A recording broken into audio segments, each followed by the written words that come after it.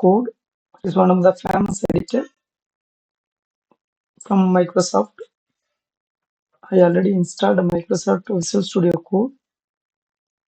Visual Studio Code. It's opening the home screen of the Visual Studio Code. Suppose I am going to run Python programs. I must install some of the extensions for run Python program. The extensions here, Control Shift plus X, shortcut key for extensions. I am going to click the extension.